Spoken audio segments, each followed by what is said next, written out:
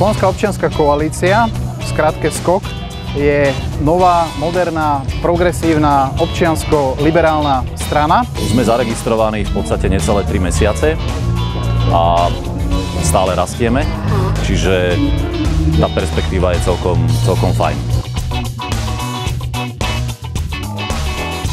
Snažíme sa o zmenu v politike, pretože si myslíme, že treba prestať s tým vzájomným útočením na seba, rozdeľovať politiku na ľavicu, na pravicu, pretože to nemá absolútne žiadny zmysel. Do takýchto žabomyších vojen my sa nezapájame a snažíme sa pripravovať riešenia tých problémov, ktoré ľudí na Slovensku trápia. Je to skok vpred naozaj k lepším časom.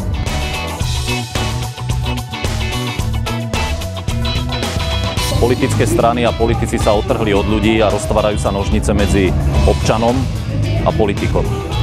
A zároveň vidíme, že rozdeľovanie slovenskej politiky na ľavicu a pravicu, konzervatívcov a liberálov v podstate neprináša ľuďom nič. Nožnice nám vznikli napríklad aj medzi Európskou úniou a Slovenskom. Politika, ktorú predvádza súčasná vláda, vzdialuje Slovensko od Európskej únie, no a my sa pokúsime tieto nožnice zatvárať.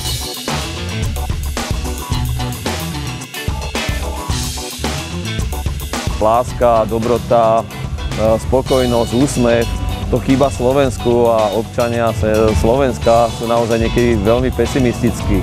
A my sa snažíme im ukázať tie lepšie a krajšie stránky života. To je naozaj taká nevtieravá forma a myslím si, že ľudia to chápu, že my ich nezaťažujeme, ponúkame im niečo príjemné a samozrejme, že aj spolu s informáciou o tom, čo sme a čo vlastne chceme presadiť.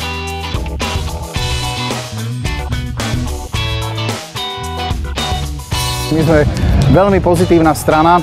Začali sme naozaj iba prednedávnom, už figurujeme v prieskumoch verejnej mienky a ideme hore. My to dáme.